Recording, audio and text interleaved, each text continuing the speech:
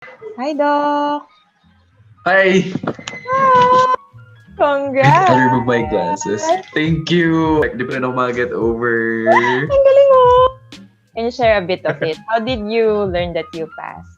I was waiting for it all night. Tapos nung bandang 12 midnight, wala pa, inaantok na ako. Nakahiga ako sa bed with my laptop, like, nakapatong sa akin. And then I dozed off. And then minutes later, my friend was calling sa group chat namin on Facebook. Tapos sabi ko, teka lang hindi nga sila tumatawag ng ganitong oras. They never call at this time. So I immediately assumed na, ito na yun, results But na were you to. waiting for it last night? Kasi they said na this week, diba? Yes, Doc. They said this week. That was Wednesday, on a Wednesday. This week, watch out for the results this week. Yun pala, tonight na pala. Oh my gosh! It was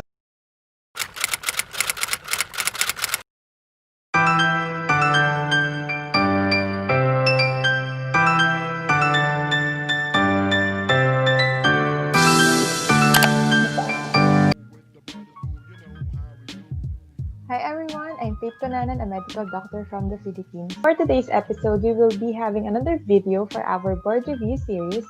So this one is a bit special because we have a very special guest from a medical doctor who recently passed the board examination in November 2020. So if you want to know more, please keep on watching. If you have not yet subscribed to my channel, please subscribe. And if you have any thoughts, comments, or suggestions, or any clarifications, please comment below. So without further ado, let's get to it. For this episode, we have none other than Dr. Winston KilimanGuruu Tiwaquen. He graduated Bachelor of Arts in Communication Batch 2015 from St. Louis University. He took Doctor of Medicine Batch 2019 from the same university. He recently passed the Physician Licensure Examination in November 2020 and is currently a licensed physician. So help me welcome Dr. Winston KilimanGuruu Tiwaquen. I'm with Dr. Licensed to heal na. Officially with license, Dr. Winston KilimanGuruu Tiwaquen. Okay. Finally! Parang kailan lang kayo palang yung nanonood ng mga videos na ganito. Ngayon, ikaw na yung mag-share to them. This will be for the future Physician Licensure Examination takers. Sana makatulong tong video na to sa inyo. So, yun, to start with, how did you prepare for the board examination? Did you start on doing self-study o nag-apply ka na agad sa review center? Being an average student talaga from med school, I didn't start right away because usually yung advice talaga is during internship, yun na yung review for the board exam. And while some of my group mates already started reading some review materials, I chose not to. Sabi ko, magsa-start na lang ako pagka nag-start officially sa review center, which I advise against. It's still better na you start earlier, even prior to the formal review from the review center, because there are a lot of things to cover, especially talaga sa mga basic subjects. To start, did you finish or cover everything? Now here, you start earlier than the formal review talaga. It's better, which I did not do. I regret talaga kasi parang ang dami ko nang hinahabol talaga once the review center started, that I kept telling myself now, my gosh, kahit man sana yung pag-scan-scan lang, yung konting scan-scan lang talaga during internship, okay naman na yun. Hindi naman yung todo memorize review, ganun. And as for covering everything, yes, dun sa mga main handouts, make sure you read it all, kahit at least once lang. That's what I did.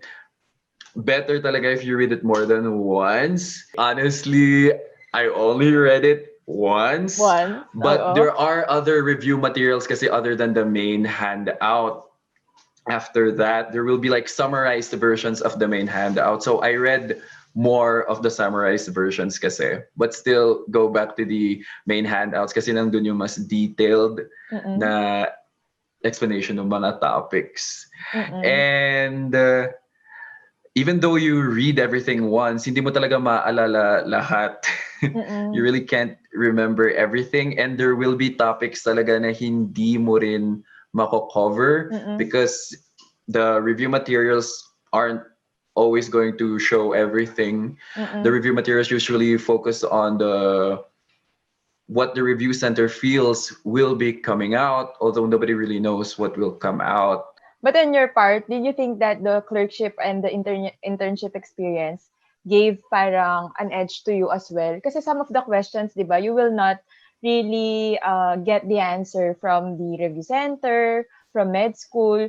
Did you have questions like from your experience as a clerk or as an intern? Yes, definitely, Doc. Especially sa mga major subjects, yung mga clinical subjects, may mga tanong talaga doon na you always go back to what you did with your residents. How did my resident manage this?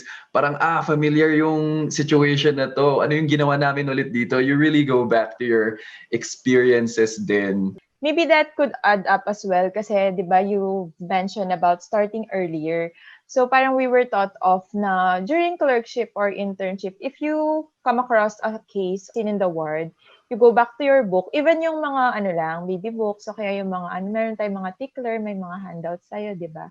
Just read something about it para mas maalala mo daw siya, mas ma-inculcate siya sa'yo. During the pandemic, kasi noon sa March, di ba, nagkaroon na ng news na baka naman ma-postpone yung exam. Half pa lang yun na-push through. Tapos yung sa inyo, hindi natin alam if matutuloy or not. Was there ever a point na nag-decide ka na, I might not take it this year. I'll just postpone exam ko next year na lang? There was a time, kasi ang daming nangyari talaga during the pandemic, no? Very unlikely talaga yung event na yun. It led me to take the exam next year na lang kasi ang daming distractions, parang ang daming problems, parang I wasn't sure if I was going to be able to focus solely on the board exams. Pero as the days went by, as the weeks went by, everything started getting better. Everything parang na-create na talaga yung road for me to take it this year na lang instead of So what made postponing you it the decide? next year. Parang what was the trigger point on your part? I've been hearing from my seniors din kasi na it's better that you take it right after your internship because everything is still fresh. Earlier you take the exam from your internship, the better. What Tsaka I've yung heard. So batchmates, parang, right? yeah, and my batchmates, the majority of them din parang tutuloy, hindi tuloy na natin to. And I'm like, okay, let's just ride the bandwagon. How was the experience? Kasi yours was different from ours, di ba? So I wanted to make this video kasi for those who might be also doing an online review classes. Kasi sa amin nun, face-to-face pa. Learning strategies mo, what was your study habits? Studying alone or did you study with other people? How was your... Yes. Nung una talaga, Doc, during the start of the review with the review center, nangangapa pa talaga ako doon. And I just followed exactly what the review center told me to do. Like, wake up at this time, sleep at this time, tapusin mo tong subjects na to sa week na to, make sure mahabol mo yung backlogs mo. Watching the videos prepared by the review center, since hindi nga siya face-to-face, everything was asynchronous. You watch the videos on your own time. Pero yung videos kasi may limit din sila. Deleted on this particular day. They will be, basta may iba't ibang phases for our particular review center. So there's like phase 0, phase 1. Phase 0, yung babasahin mo yung handout on your own. Just understand it on your own. And then phase 1 are the videos na. Yun yung asynchronous. Mock exams, no, you get to gauge kung nasan ka. And I wasn't really satisfied with my performance, no, and I was like, man, I gotta do something else. I have to do something more. And some of my friends suggested na, uy, baka gusto nyo mag-Zoom meeting tayo every week. Great. Yeah, mamili tayo ng mga topics, yung mga nakakalitong topics, mga high-yield topics at i-discuss natin. And that for me really helped a lot. You're assigned a topic and you have to teach it to your friends. Parang mape-pressure ka na aralin siya at intindihin para maituro mo siya ng maayos. And that way, the topic sticks to your head more kasi Yes, tinuro you're mo talking eh. about So it you eh. won't forget about it. Yes. Yeah. If you talk about So it with other definitely, people. yes, Doc. Definitely talaga number one, I would advise working with a team. Okay, Mm-mm. siguro yung una, ikaw muna. Sige, sarili mo muna, mag-aaral ka. Mm. But it's better talaga na may mga kasama ka, na may mga Yeah. kausap ka talaga. Kasi Oo. especially during the pandemic, walang face-to-face and all that. So the Zoom meetings really helped me a lot talaga. Yeah, tama yung sinabi mo. Mag-imbak ka muna sa sarili mo. Tapos, mag-meet kayo. Kasi parang sa akin yung dun sa mga meeting na yun, sa amin kasi nung face-to-face yan, pag dinner usually, pag kumakain, pag Aha. uusapan namin. So, kayo pa nga Zoom meeting. Doon nagko-consolidate yung information and if there's something that you want to know or to want to understand, baka mas na-gets nung isa, tapos ikaw, mas share mo din sa kanila. So, that's great. And the next one, what do you advise to read? Mga review materials? What resources or books did you use? Or did you focus more on the board review series? Personally, I focused only on the review materials. As we were Mm-mm-mm-mm. advised din from the review Agree. center na kung balak mo maglibro ngayon, wag na. Dapat binasa mo na yung libro na yan during internship because there's no way na mamamaster nyo yan. Hindi na. That Dito na is sa so review legit. materials. Yeah, because the review materials, they're summarized na eh. And they're Mm-mm. more easier to understand. Board review series, dinaanan ko siya, Doc, pero hindi siya yung inaral ko talaga. What I Wala. think worked for you was that you have a plan in mind already, no? Parang, I think that was your strategy as well, that you focus on one material. Try to finish the subjects of them all. Tapos, nag-additional ka na lang dun sa mga board review, no? Nang before ng malapit na yung board Yes, exam. Doc. Better talaga pag iisang material lang because that way you'll be able Mm. to remember more things kaysa yung ang dami-dami mong binasa pero konti lang naalala mo. I've heard from some of our mentors kasi na mas maganda yung marami kang naaalala kaysa yung madami kang nabasa. Can you share with us lang, being yun nga, in this pandemic, maybe kasi next year face-to-face na or same pa din for the March yung gagawin nila. So, can you share with us your typical 24-hour review day? Wake up like 6 a.m. and I exercise for like 15 to 20 minutes. And then after that, I eat breakfast na niluto ng kapatid ko. Thank you so much, my sister. Very supportive. And after eating, ayun, start na ako like around 8 a.m. Magbasa na ako and have lunch. And then basa ulit for like Mm. another 4 hours, dinner Mm. ulit, and then basa ulit. Pagdating sa gabi, Doc, Mm. pag nararamdaman ko nang wala na talagang pumapasok, hindi ko na ipipilit hanggang 11. Even though it was advised na hanggang 11, pag Agree. 9, wala na, I just sleep Oo. talaga. That's right. Pag hindi na kaya, better to sleep and don't Totoo. force yourself because you won't really remember it. And what I made sure of during my review sa 24 hours na yun is that I equally get rest and equally Yes. um, treat myself and equally read. But I try to balance everything out. Hindi ko parang, buong araw mag-aaral lang ako, hindi ako kakain. Sigurado, dapat mataas yung score ko. Dapat lahat alam ko. I didn't want to attack it that way. I That's was like, true. okay, you read as much as you can, but you have to make sure na healthy ka pa rin. That everything, Mm. your mind, soul, dapat balance pa rin talaga lahat. On your part, that was a very good strategy kasi you will have to save up for the energy. 2 months. Yung part nyo, ang tagal nyo din, di ba? Ilang months kayo? Usually 2 months lang. Umabot kayo ng Or November, 4 months. I think that's also a great advice na get enough sleep and rest. Kung di na kaya, wag nang ipilit. Kasi kahit magbasa ka, wala wala na. na talaga. Share with us your roller coaster ride dito sa COVID pandemic natin. Kasi 'di ba, it was supposed to happen September. And then September they Yeah. postponed it, but they did not tell you about the date when exactly the exam will be. So, how was it on your end? Oh my gosh. Nung time na yon, it was like 2 to 3 weeks into our review, sinabi na mamamove na yung boards. And all of us was like, what? Teka lang, nakuha na namin yung momentum. Everyone was like, Parang at a state of defeat. Akala ko ba? Tapos hindi na naman. Next year na tayong lahat. Ganun yung mindset naming lahat. And then sinabi na November. Let's try to get back the momentum. Lahat kasi talaga kami nun, Doc. As in parang todo, let's go, game face on. Tapos medyo kumalma na kasi napalayo November. So ayun, we still continued reviewing. Nandun pa rin yung fighting spirit. But we were much more relaxed na. Mga iba na ayaw nila na na-move kasi gusto na matapos, gusto na magka-license, gusto na maging doktor agad so that they can provide for their families. For me, honestly, buti na lang na-move talaga yung boards, Doc, to November. Kasi thinking about it, if I only had July, August to review for the September boards, hindi ko alam, Doc. Hindi ako sigurado kung nag-scroll ako makikita ko yung pangalan ko. Hindi ko alam. I really appreciated that din about our review center kasi technically we just paid for 2 months of review with them. But the review center said, no, we're gonna stay with you until the end. Kasama namin kayo hanggang sa huli.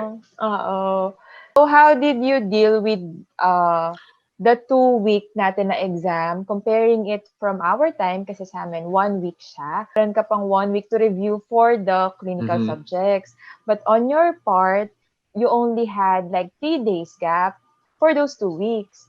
So what was your strategy on that one? Baka kasi mangyari din siya ulit sa March. Doon sa 3 days na yun, binabalikan pa rin yung reviewers, scan lang. Pero honestly, yung pagsascan mo lang sa review materials is just for your peace of mind. Para lang masabi mo na may nadaanan ka pa rin. Really, parang wala nang pumapasok talaga. Lahat ng sinagot namin dun sa exam, lahat yun yung inaral namin sa 4 months. Wala yun dun sa 3-day gap na yun. Pang ano mo lang yun, pampakalmal mo lang sa sarili mo talaga. The night before talaga, sinabi ko talaga sa sarili ko na 9 p.m. matulog ka na because you need to wake up early and get to the review center, to the testing site early. And ayun, sinet ko na lang talaga yung schedule ko na, okay, aralin mo na lahat ng kaya mong aralin hanggang before dinner. Tapos after dinner, kain ka lang, kausapin mo yung mga kaibigan mo, check nyo. That's what we did nga pala, kami magkakaibigan. Yes. We made sure na mag-Zoom meeting ulit kami after dinner, the night before the exam, and i-check namin yung mga gamit namin kung kompleto, yung pencil, yung NOAA, gano'n, ano yung parang checklist kami lahat. Checklist kayo, Yes, parang yun ulit, pampakalma ulit namin. Para lang makausap ulit namin yung isa't isa. Madami kasi nagsasabi, Doc, na nakakapagod yung board. Sabi mo, ano nakakapagod? Nag-shade ka lang. Nakakapagod pala talaga, Doc. Pipigain talaga yung utak mo. Can you share with us lang, your dun sa day na yun, di ba? Kami nun kasi, 5:30 pa lang, pupunta na kami sa testing area, testing site, kasi baka mahaba yung pila, ganyan, matraffic. The same pa rin siya, Doc. 5:30, punta na rin kami doon, mahaba na yung pila. Better pa rin to be early. Paano yung precautionary measures nyo naman ngayon dahil may COVID? Part ng documents na kailangan namin i-present is a certificate of quarantine that you did a 14-day quarantine prior to the exam. If not a 14-day quarantine, a negative PCR result. PCR. Tapos face mask, face shield. Yes, face mask, face shield, your own pocket alcohol. And ayun, you go through the triage. Sine-check yung temperature namin like twice in the morning bago kami pumasok. Tapos sa around lunchtime, iikot ulit to check our temperature. Paano yung sa food nyo? Kanya-kanyang baon lang din? Yes, Doc. Kanya-kanyang baon lang. Ako, sandwich. Most of us sandwich din. Sandwich is the key na. And, during the exam day, hindi na kami nakapag-review in between. They didn't allow reviewers, they didn't allow us to check our phones anymore. Which is, okay lang naman. Okay lang naman siya, Doc. We could have wished na parang, ma-review ulit yung mga... masilip ulit yung mga madaling kalimutan, yung mga hindi mo talaga ma-master, ganun. Para lang fresh. Pero wala, Doc. And okay lang naman. Okay lang naman kahit hindi nakapag-review. If ipupush kasi yun, magkukumpulan yung mga tao, no? Hindi siya ma-maintain yung social distancing. Kaya tulog po ba? Meron siya. Enough sleep and rest daw siya. Well rested. Pero Yes, what dapat. was your form of leisure? Mga study breaks? How did you deal with stress and pressure? Na super Yung form of leisure pagkadami-dami. ko lang nun, Doc, I just really watch like a movie. I watch a Mm. movie with my sister. Super love-love naman ang sister Magsasamgyupsal. mo. She was very Oo. supportive talaga. Pinagluluto ka niya, tapos movie pa kayo. Yeah, leisure ko noon. And simple sleeping. Yun talaga. Very important. Resting. Ako din.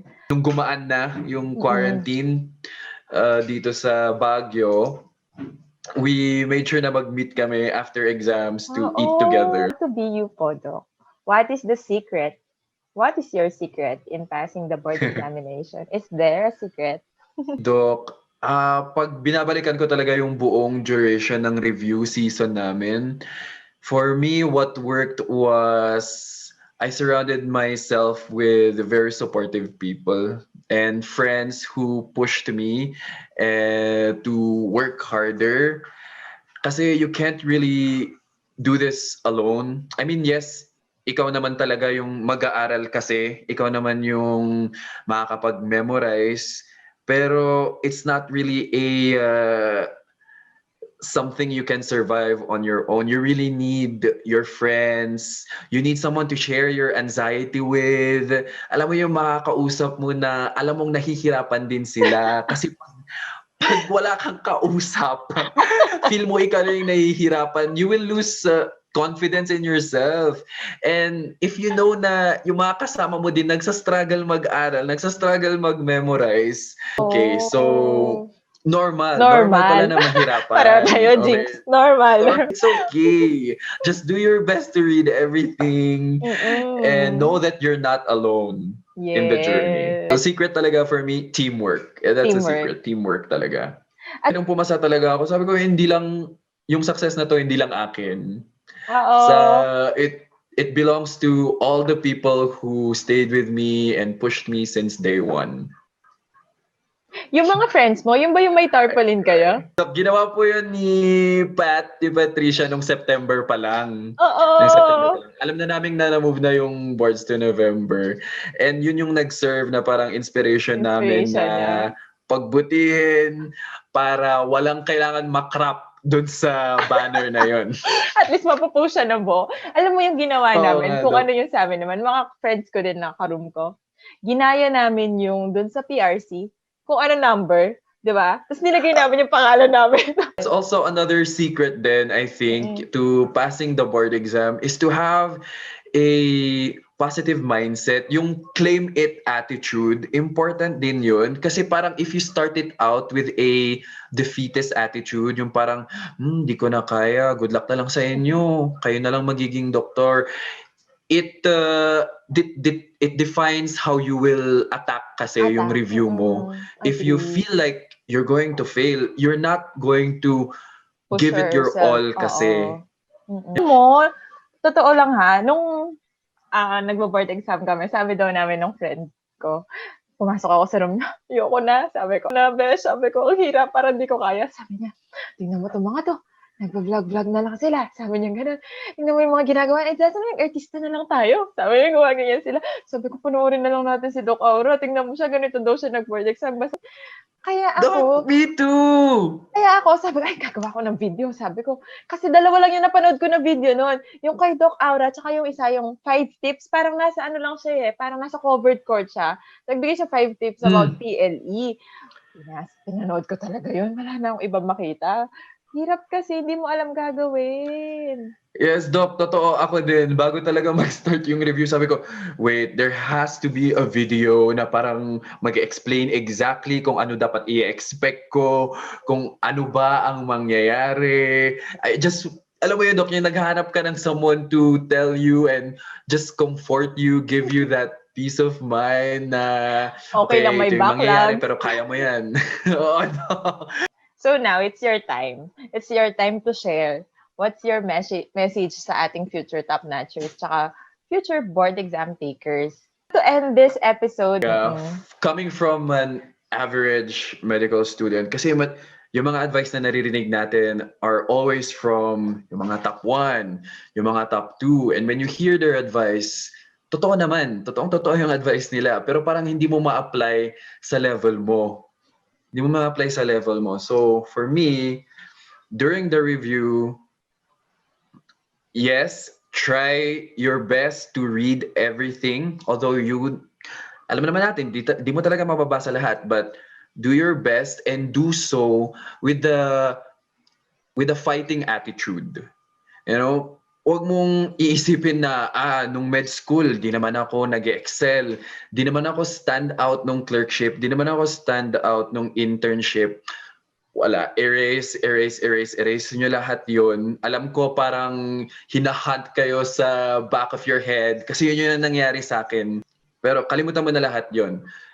Ngayon, ikaw ay nagpre-prepare para sa board exam.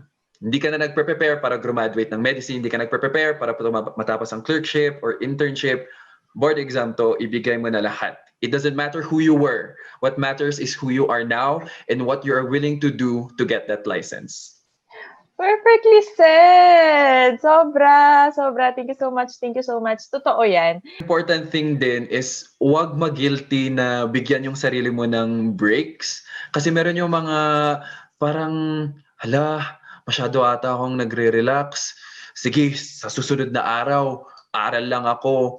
Like, may mga basa ako na post na nagutom daw sila during the review. And I'm like, no, don't do that to yourself. Nourish your body. Isa din yun, Doc.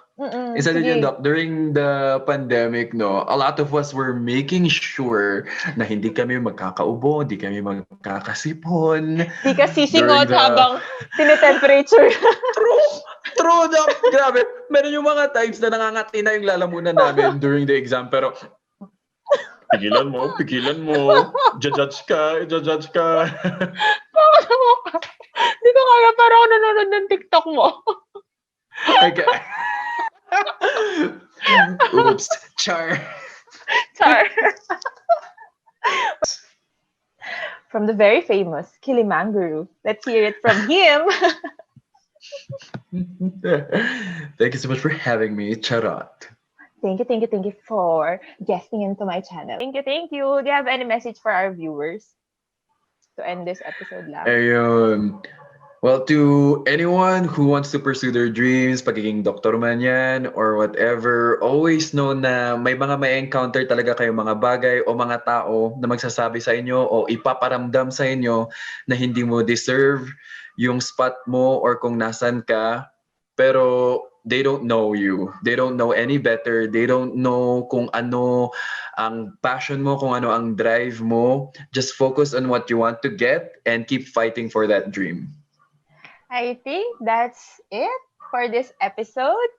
Thank you so much, Dr. Tiwaquen, Licensed to Heal, for sharing your thoughts and experience and knowledge to our aspiring students and to our future licensed physicians, mga medical doctors natin. I wish you well. Good luck on your medical career. Welcome to the real world. Thank you so much. Ito na. You treat our patients with compassion. I'll make them laugh. Yes, and laughter is the best medicine.